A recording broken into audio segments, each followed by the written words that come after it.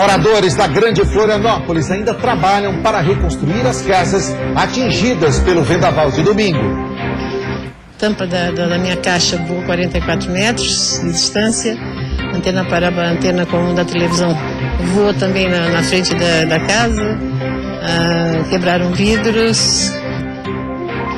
Uma semana da tragédia. Daqui a pouco, em Chapecó, torcedores, familiares e amigos das vítimas participam de uma celebração religiosa. Protesto. Trabalhadores da saúde saem às ruas em Criciúma contra o atraso no pagamento de salários.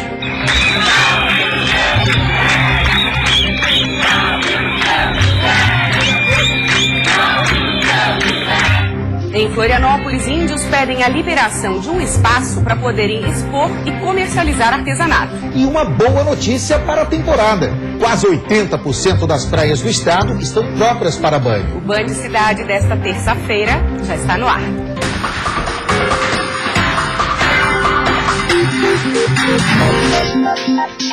Olá, muito boa noite. Boa noite para você. Para relembrar as vítimas da tragédia com o avião da Chapecoense, uma missa será celebrada daqui a pouquinho no oeste do estado. 7 dias se passaram desde que Chapecó recebeu a pior notícia dos últimos tempos. O desbravador, símbolo da cidade, que antes tinha uma bandeira da Chapecoense, hoje está com uma faixa preta simbolizando o luto. Para relembrar as vítimas da tragédia, uma celebração acontece logo mais à noite. A rua em frente à Catedral Santo Antônio será fechada ao trânsito e caixas de som serão colocadas na parte externa da igreja.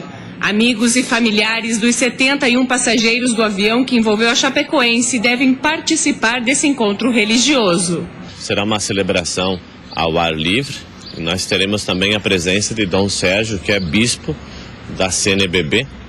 É também uma forma da Igreja do Brasil expressar esta solidariedade às vítimas e às famílias. Além de Chapecó, hoje vão ser realizadas celebrações em Florianópolis e municípios do Rio Grande do Sul, onde algumas vítimas foram sepultadas.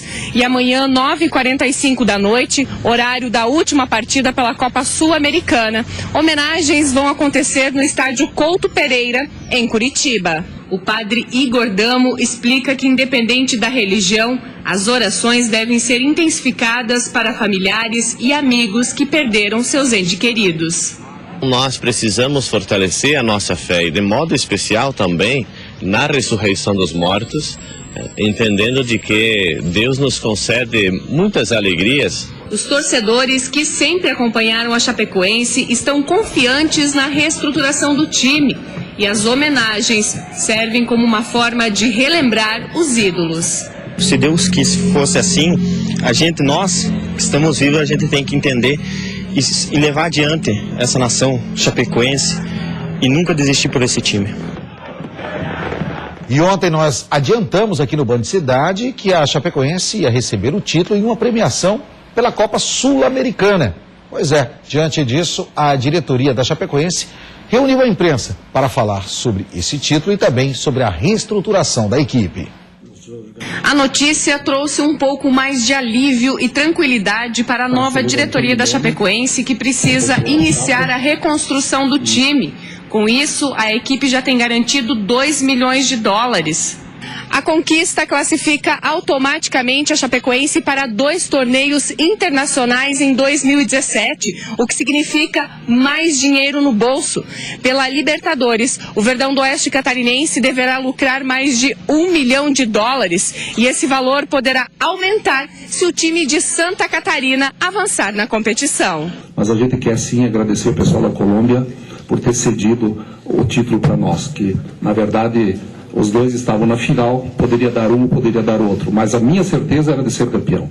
A Chapecoense deverá enfrentar o Atlético Nacional de Medellín pela Recopa. A verba por essa competição será de mais de $1 milhão. O que nós podemos fazer é agradecer esses clubes que estão falando de oferecer jogadores para nós, doação, empréstimo, mas o nosso planejamento é outro. Nós temos que formar o nosso departamento de futebol, para essas pessoas definir realmente quem vai jogar na Chapecoense. Nós temos um método de trabalho, uma filosofia de trabalho e nós não vamos fugir disso.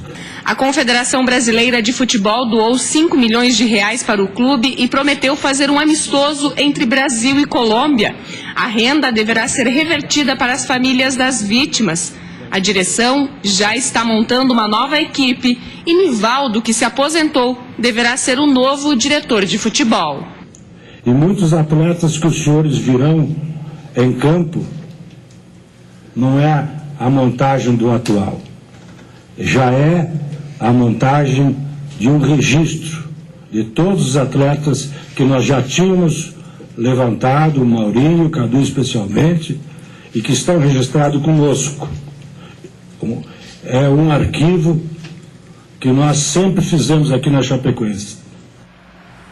É uma coisa que também emociona, né, Nader? Essa força, essa reestruturação que a gente está vendo. E com toda certeza o ano de 2017 vai ser marcado não por a tragédia, como foi sendo para a Chapecoense, mas um ano de vitórias, de reestruturação e de mostrar que o futebol é capaz de fazer milagres. É com mesmo, toda certeza. a força do futebol. Exatamente. Depois do intervalo, você vai ver os estragos causados pelo vendaval de domingo. Aos poucos, o fornecimento de energia elétrica e água está voltando ao normal.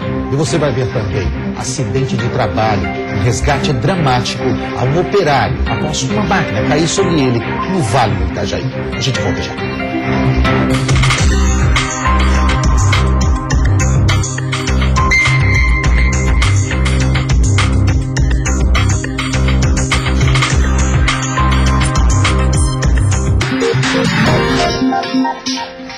6 horas e 58 minutos agora. Um grave acidente foi registrado na BR-470, no município de Rodeio, no Vale do Itajaí. Equipes de socorro e o helicóptero Arcanjo 3 do Corpo de Bombeiros foram acionados para auxiliar no resgate das vítimas.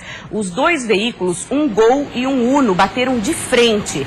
Ao chegarem no local do acidente, as equipes encontraram um dos motoristas já sem vida e o outro gravemente ferido, com suspeita de hemorragia interna e traumatismo craniano. Depois de estabilizar a vítima, o homem foi levado pela aeronave do Batalhão de Operações Aéreas do Corpo de Bombeiros para o Hospital Santa Isabel, em Blumenau. E na tarde de hoje, um trabalhador foi vítima de um grave acidente envolvendo uma máquina de terraplanagem em Blumenau. O acidente aconteceu no bairro Fortaleza Alta, onde o funcionário trabalhava auxiliando as máquinas. No momento do acidente, ele foi atingido na cabeça por um equipamento que estava sendo içado. A máquina usada para compactar o solo pesava mais de 100 quilos e caiu sobre o operário. Equipes de resgate foram acionadas para atender o homem de aproximadamente 40 anos. Durante quase uma hora, eles tentaram estabilizar a vítima. 2 médicos e enfermeiros trabalharam no atendimento. Após ser entubado, ele foi levado na aeronave Arcanjo 03 para o Hospital Santa Isabel, também em Blumenau. Moradores da Grande Florianópolis ainda trabalham para reconstruir os estragos provocados pelo vendaval do último domingo. Aos poucos, o fornecimento de energia elétrica e água está voltando ao normal. Ao amanhecer, Dona Clair conseguiu ter uma ideia dos estragos causados pela ventania. Na casa dela, vidros, árvores, antenas de televisão e a caixa d'água não resistiram à força do vento. Foram várias árvores que quebraram, a tampa da minha caixa voou 44 metros de distância, antena parava, a antena comum da televisão voou também na frente da casa, quebraram vidros, o que foi mais? E árvores caindo no meu pátio, árvores do vizinho, e aqui na minha foram várias árvores que quebraram. Moradora há mais de 20 anos do Campeche, no sul da ilha, Dona Clair conta que poucas vezes viu um vento tão forte como este registrado no domingo. A aposentada ficou várias horas sem luz e sem água. Foi justamente a queda de energia que fez com que os reservatórios fossem esvaziando. Segundo o superintendente da Casan, empresa responsável pelo abastecimento, o trabalho de reestabelecimento da água deve ser 100% concluído até o final do dia de hoje. Sem o abastecimento de energia elétrica, as unidades de bombeamento da Casan ficaram comprometidas. Então, sem o funcionamento das unidades de bombeamento, os reservatórios foram secando. Como o período foi muito longo, a gente acabou ficando, no caso do sul da ilha, sem produzir água por cerca de 30 horas. O mesmo deve acontecer com a luz, que está quase 100% restabelecida. Mais de 200 pessoas da Celesc trabalham na recolocação de postes e da fiação elétrica. Muitas trocas de postes, muitas trocas de isoladores, trocas de cruzetas, muitas árvores foram jogadas sobre a rede elétrica, muitos postes foram derrubados, então ocorrências pesadas que demandaram equipes pesadas para recomposição. Então em dias normais, aqui na agência Florianópolis, a gente costuma atender de 50 a 60 ocorrências emergenciais e nos últimos 2 dias a gente atendeu mais de 1.000 ocorrências. Os prejuízos ainda estão sendo calculados. A Prefeitura faz um levantamento dos estragos para conseguir recursos junto aos governos estadual e federal. A Defesa Civil, que já distribuiu mais de 6 mil metros quadrados de lona, ainda ajuda no atendimento às famílias. Pelo menos 300 residências foram atingidas. E todas essas pessoas, elas sofreram ou por falta de energia elétrica, ou por falta de água, ou porque uma árvore caiu sobre a residência, ou porque a árvore caiu sobre um poste, sobre uma fiação elétrica, ou porque o telhado foi totalmente arrancado pelo vento. Então nós estamos priorizando ação humanitária, quer dizer, atender as pessoas em primeiro lugar. No bairro Cova Funda, também no sul da ilha, o cenário ainda mostra muitas árvores caídas e casas destelhadas. Aqui dá para se ter uma ideia da força do vento que conseguiu derrubar árvores inteiras. Um susto para os moradores que ainda contabilizam os prejuízos, mas que não esquecem as horas de medo que passaram na madrugada de domingo. Cenário de guerra, assim, eram várias, sei lá, acho que umas 40 árvores caídas. Graças a Deus não feriu ninguém, né? Nossa. A Celesc vai recompor o sistema da Costa da Lagoa, um dos locais mais atingidos em uma grande operação envolvendo 5 equipes de roçada e 5 equipes de emergência para substituir postes danificados e lançar cabos de baixa e alta tensão, restabelecimento o fornecimento de energia para 450 famílias que moram na região. Os postes e equipamentos serão levados de barco e distribuídos ao longo da Costa da Lagoa. Os trabalhos de recuperação da rede devem se estender durante todo o dia de amanhã. E você vai ver a seguir: protestos no sul do estado. Servidores da saúde saem às ruas para exigir o pagamento de salários atrasados. E protesto também em Florianópolis. Índios participam de audiência no Ministério Público Federal. Eles querem um local para expor os trabalhos que são feitos nas aldeias. A gente volta já.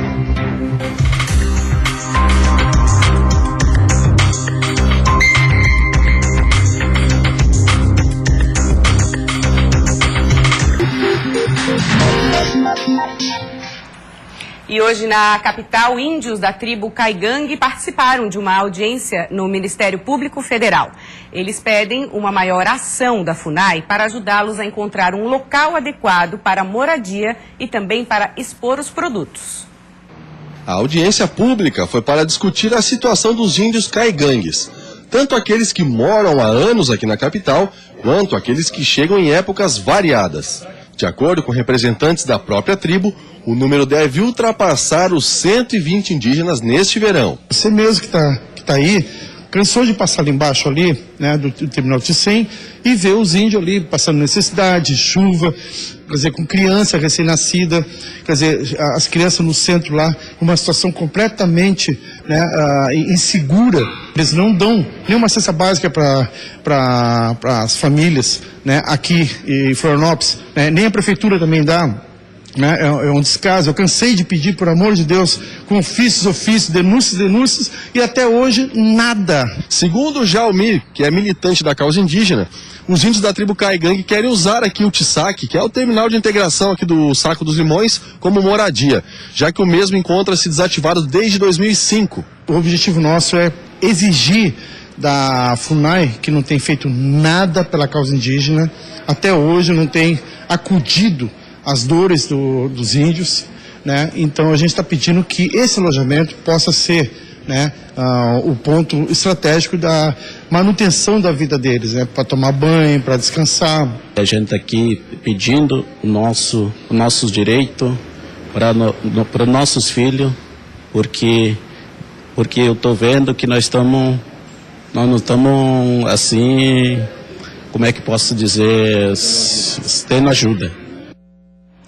E hoje teve protesto também de servidores da saúde no sul do estado. Funcionários do Hospital São José, em Criciúma, cobraram o repasse de 25 milhões de reais do governo de Santa Catarina, que estaria atrasado. Funcionários do Hospital São José de Criciúma, o maior do sul do estado, fizeram na manhã desta terça-feira uma manifestação pelo pagamento de salários atrasados. De acordo com a administração da unidade, nem o dinheiro para o pagamento do 13º e o salário do mês, que deveriam ser pagos hoje, foram feitos. Mais de 500 pessoas, entre médicos, enfermeiros, residentes e estudantes, participaram da manifestação. Eles seguiram em passeata pelas ruas do centro da cidade em direção à Catedral São José. Com faixas, cartazes, apitos e balões, eles exigiram a regularização dos repasses ao hospital, que estaria com mais de 25 milhões de reais em atraso. E você vai ver depois do intervalo, quase 80% das praias de Santa Catarina estão aptas para o banho. Dezembro laranja. Hora de chamar a atenção para a prevenção do câncer de pele e para os cuidados na hora de comprar o protetor solar. A gente volta já.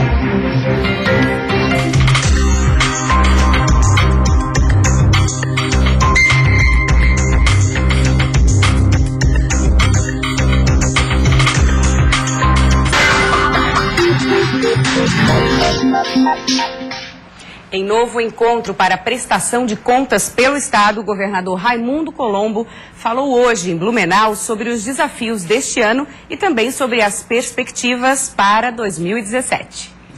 Esta foi a 7ª coletiva de imprensa de Raimundo Colombo, que está visitando as principais do governo. Ele falou sobre os desafios encontrados neste ano de dificuldades financeiras e das alternativas para amenizar os efeitos da crise. Eu acho que nós pudemos mostrar todas as obras aqui, o andamento delas, os serviços. A questão da segurança pública, está chegando agora mais 100 policiais militares para a região, já chegaram da Polícia Civil também, já se entregaram às nossas forças. Então é bom fazer esse debate, avaliar todas as situações e procurar melhorar a nossa ação de governo. Raimundo Colombo também destacou os esforços para que 2017 seja de fato um ano de retomada do crescimento. 2017 será um ano muito duro também, difícil, que vai exigir muito de todos nós. E vamos ver se a gente consegue se fortalecer e superar todos esses desafios que estão aí à nossa frente, né? E a poucos dias do início da temporada de verão, uma boa notícia para catarinenses e para os turistas que vão visitar o estado. A Fundação do Meio Ambiente divulgou o primeiro boletim de balneabilidade sobre a situação das praias para o verão. A partir de agora, o monitoramento vai deixar de ser mensal.